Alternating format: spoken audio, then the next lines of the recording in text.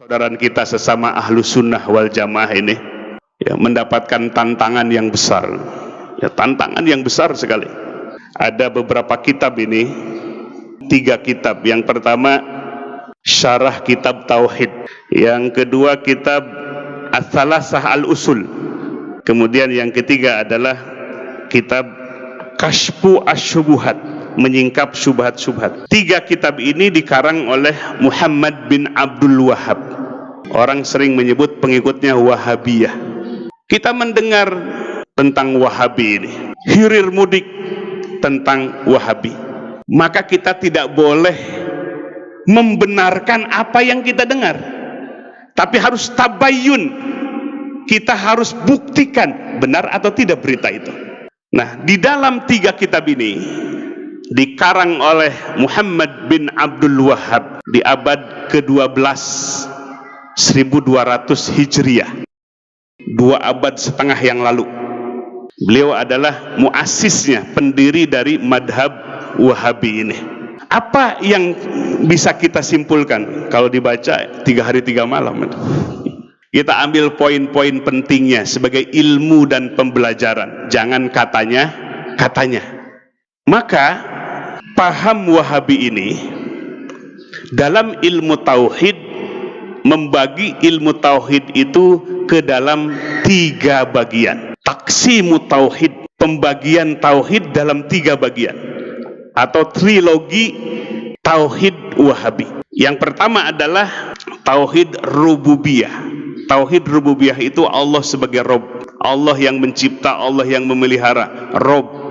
Tauhid yang kedua adalah tauhid uluhiyah, bahwa Allah lah yang hak diibadahi. Yang ketiga adalah tauhid asma wa sifatih, mentauhidkan Allah dari nama dan sifat-sifatnya.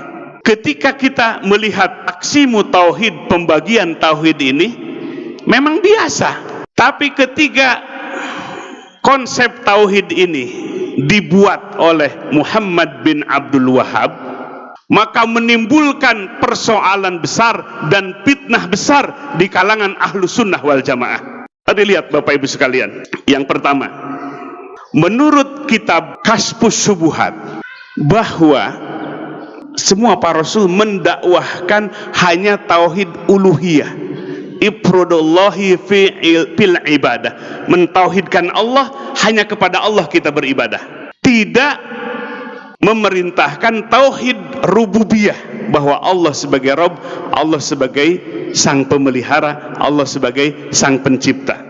Kashfu Asy-Syubuhat halaman ke-40, lama kana iqraruhum bi tauhidir rububiyah allazi zakarahu Allahu anhum wa sajjalahu alaihim lam yudkhilhum fil Islam, dalla ala anna tauhid al-matlub laisa huwa tauhidur rububiyah wa innama huwa tauhidul uluhiyah wa huwa al-fariq bainal muslim wal kafir. Wa amma tauhidur rububiyah fa kullun muqirrun bihi al-muslim wal kafir wa huwa la yanfa wahdah. Disebutkan Bapak Ibu sekalian, pengakuan iqraruhum musyrikin Mekah dulu dengan tauhid rububiyah. Jadi ketika ditanya musyrikin Mekah, man khalaqas samawati wal ard, siapa yang menciptakan langit dan bumi? La yaqulunnallah, mereka menjawab Allah yang menciptakan langit dan bumi.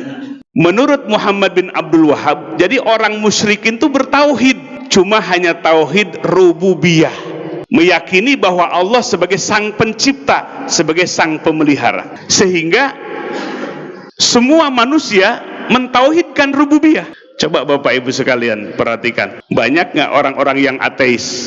Banyak ateis yang tidak percaya, al-mulhid yang tidak percaya dengan Allah. Tapi dalam kitab ini semua manusia bertauhid rububiyah. Ini salah kaprah. Nah, maka oleh sebab itu Bapak Ibu sekalian, dalam kitab ini Muhammad bin Abdul Wahhab menuding bahwa tauhid Asy'ariyah, tauhid yang kita pelajari, itu adalah termasuk tauhid ahlul batil. Halaman ke-57 Bapak Ibu sekalian, bahwa Muhammad bin Abdul Wahhab menyatakan bahwa madhab Asy'ari adalah madhab yang batal, hanya madhabnya saja yang benar itu.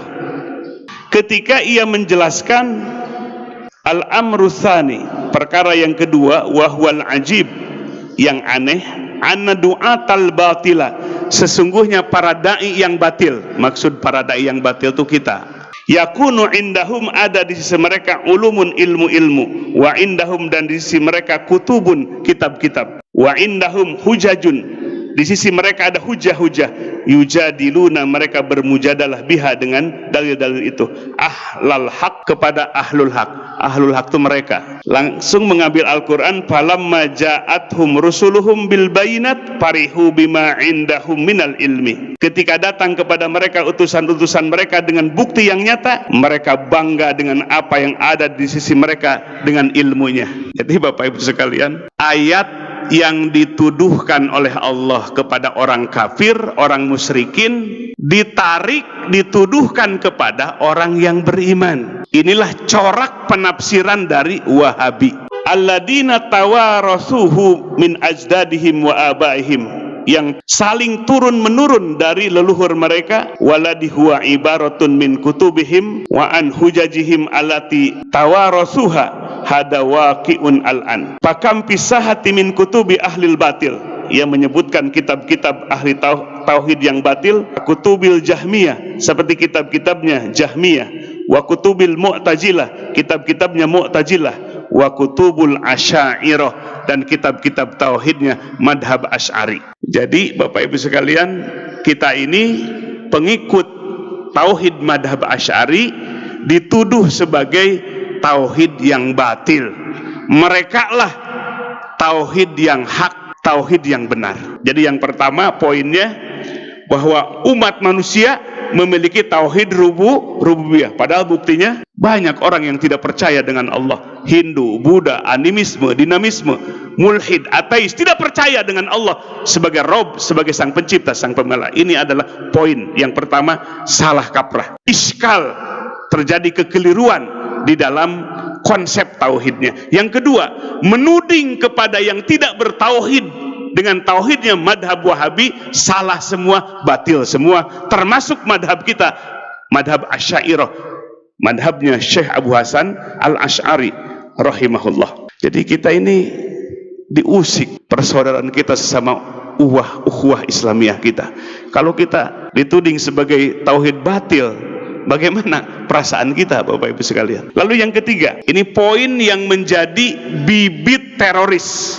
Dalam kitab Kashful Asyubuhat, bahwa Nabi Shallallahu Alaihi Wasallam dituding yang memerangi kaum musyrikin, sehingga halal darahnya dan hartanya. Ini, maka kalau belajar kitab ini Bapak Ibu sekalian, paham Wahabi, maka satu digit lagi jadi teroris. Kenapa? Nabi memerangi kaum musyrikin. Pada sejarahnya Bapak Ibu sekalian, Nabi 13 tahun di Mekah, beliau menahan diri walaupun dizolimi. Saking tidak mau perangnya Nabi, mengalah hijrah ke Madinah. Sudah di Madinah 2 tahun, kafirin dan musyrikin yang menyerang Madinah. Terjadilah perang Badar, perang pertama di tahun kedua. Jadi yang memerangi siapa ini? Musyrikin atau Nabi? Tapi paham Wahabi, Nabi yang memerangi, menghalalkan dan menghalalkan darahnya dan menghalalkan hartanya orang-orang musyrikin. Nah, ini yang disebutkan biangnya teroris. Biangnya teror. Padahal Nabi diajarkan oleh Allah, ud'u ila sabili rabbika bil hikmah, ajaklah manusia kepada jalan agama Tuhanmu bil hikmah, dengan hikmah, wa mau'idotil hasanah, dan mau'idoh, nasihat yang baik, wajadilhum billati hiya ahsan, yang terakhir harus pun munadharah atau mujadalah billati hiya ahsan, dengan argumentasi yang lebih baik. Tapi ia menuding dalam kitab ini bahwa Nabi memerangi kaum musyrikin. Ini keterangannya. Wa tahaqqaqta anna Rasulullah sallallahu alaihi wasallam innama qatalahum, apabila engkau membuktikan sesungguhnya Rasulullah sallallahu alaihi wasallam qatalahum, yang memerangi kaum musyrikin. Jadi menuding Nabi yang memerangi siapa? Kaum musyrikin. Wa inna qasdahum al-malaikah wal anbiya yuriduna syafa'atahum wa taqarruba ilallah bidzalika huwa alladzi ahalla dima'ahum wa amwalahum.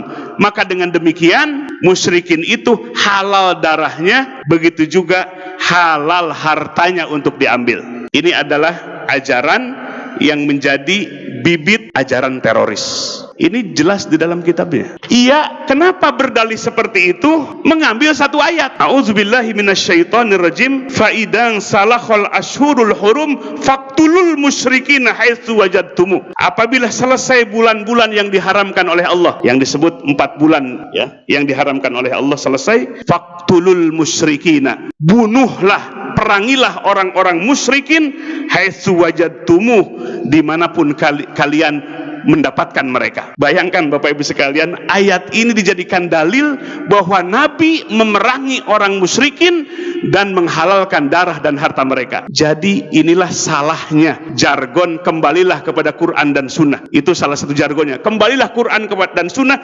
jangan kepada pahamnya ulama. Akhirnya dia mengambil Quran tanpa ilmu tafsir.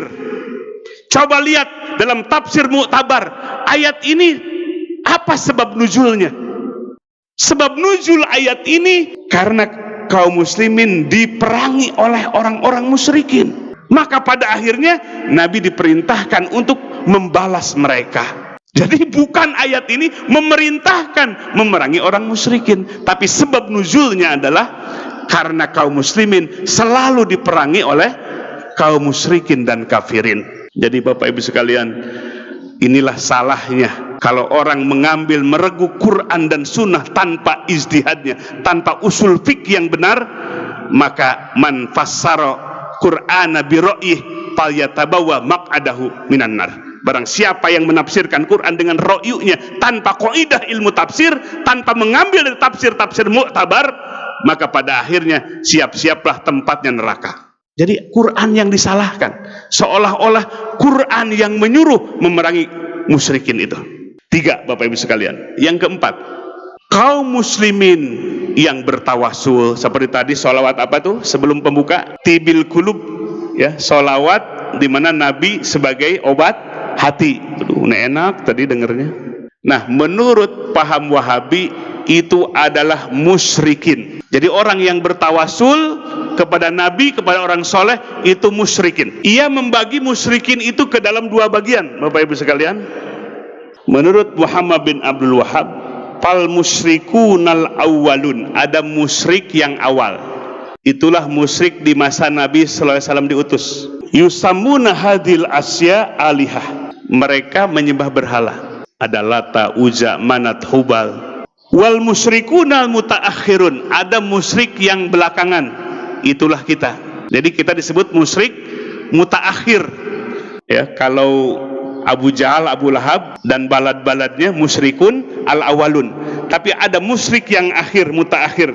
Itulah kita. Yusamuna hadil asya, mereka berwasilah, menjadikan, menamai ini semua wasaid wa wasail, menjadikan nabi, orang-orang soleh, guru-guru sebagai wasilah. Wal asma'u la tughayyiru, nama tidak akan merubah al-haqaiqo yang hakikat. Mau disebut ilah dulu, berhala disebut ilah oleh musyrikun al-awalun, atau sekarang musyrik mutaakhir menjadikan nabi dan orang-orang soleh sebagai wasilah, menurut mereka sama hakikatnya adalah ilah, sembahan. Jadi mereka menuding kita berwasilah dengan nabi kita, berwasilah dengan orang-orang soleh, dianggapnya itu adalah ilah, sembahan. Sehingga kita ini disebut musyrikun mutaakhirun, musyrik yang akhir. Lalu Bapak Ibu sekalian, poin yang berikutnya, apakah musyrik yang awal dengan musyrik yang akhir kita ini, mana yang lebih bahaya musyriknya? Menurut kitab ini, musyrikun mutaakhirin lebih parah syiriknya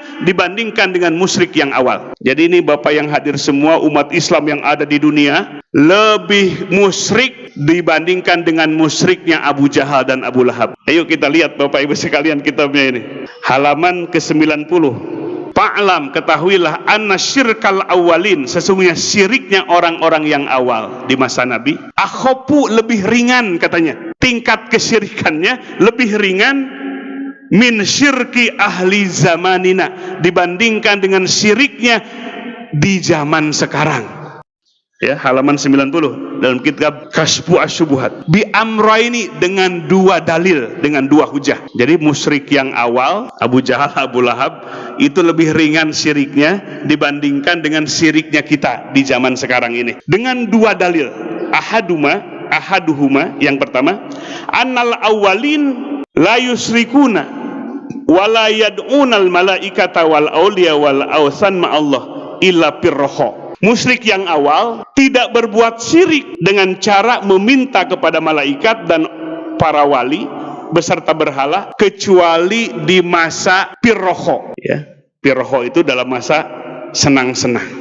Mereka kalau dalam keadaan tenang musyrik, percaya kepada Allah, menyembah Allah dan menyembah berhala mereka. Tapi di saat syiddah, kata Muhammad bin Abdul Wahab, di saat musyrikin itu dalam keadaan darurat, contohnya dalam Al-Quran, ketika di laut datang gelombang besar, disebutkan dalam ayat ini, mereka berdoanya hanya kepada Allah semata. Ini alasan pertama. Maka musyrikin yang awal itu lebih ringan syiriknya dibandingkan dengan siapa? Syirik yang mutaakhir.